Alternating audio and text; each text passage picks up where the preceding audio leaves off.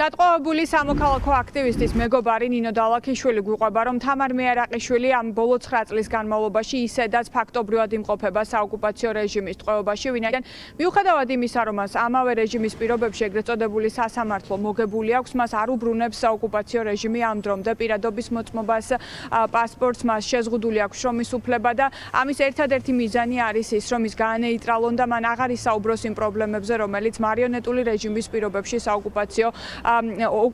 საოკუპაციო ხაზთან არსებობს. და როგორც ნინო დალაქიშვილი ჩვენ გვიყვება, ახლა როდესაც ის უკვე ფიზიკურადაც იმყოფება საოკუპაციო რეჟიმის ტყვეობაში, ცხინვალის ციხეში ის ვარაუდობს და არ გამორიცხავს, რომ ის ლიკვიდაციასაც შესაძლოა შეეცადა. ის იღწვის, იბრძვის იმისთვის, რომ მიეცეს გადაადგილების უფლება. აი, წარმოიდგინეთ ადამიანი, რომელიც არის რაღაც მავთუხლართით შემოსაზღვრო ადგილას, მას ყველანაირი საბუთი ჩამორთმეული აქვს, ყველანაირი უფლება შეზღუდული აქვს, შვილის ნახვის უფლებაც კი შეზღუდული აქვს და ცდილობენ ის გამოაგდონ. ის არ მოდის, არ ტოვებს მის მშობლიურ სახლს. თამარი არის ახლა საშინლად დაუცველი.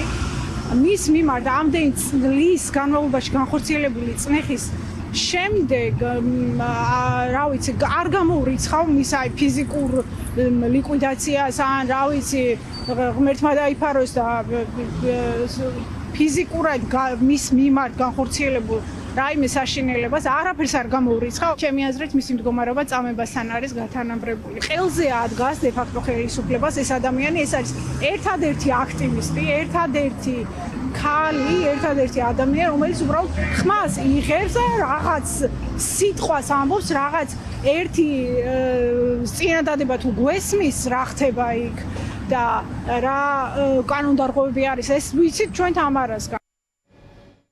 და ამ უმძიმესი მოლოდინების ფონზე ამ დრომდე გაუგებარია, რას აპირებს ქართული მხარე, როგორ აპირებს ქართველი ჟურნალისტისა და სამოქალაქო აქტივისტი საოკუპაციო რეჟიმის ტყვეობიდან დახსნას. სუსისგან ჩვენ დღეს მხოლოდ ფორმალური, ძალიან ზოგადი განმარტება მოვისმინეთ, რომ მიმდინარეობს კომუნიკაცია.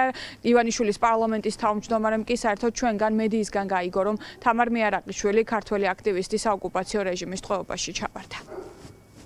არ ვიცი ამ ინფორმაციას არ ვფლობ. ზოგადად იცით, რომ სამწუხაროდ არის ფაქტები, როდესაც ხდება საქართველოს მოქალაქეების დაკავება უკანონოდ, თავისთავად, როდესაც საქმე გვაქვს ჩვენ უკანონო რეჟიმთან, ნებისმიერი ასეთი ქმედება თავისი არსით არის უკვე უკანონო, განსაკუთრებით შემაშფოთებელია, როდესაც შინაარსი ბრალდებებისა არის ასევე თავისი არსით უკანონო, ასე რომ რა თქმა უნდა ჩვენ ყველა ზომას მიმართავთ იმისთვის, რომ ასეთი უკანონობა შეწყდეს. უბრალოდ კიდევ ერთხელ ვიტყვი, რომ ამ ინფორმაციამ არ მაქვს თქვენ ინფორმაციას დამყდობით საკუთრებას.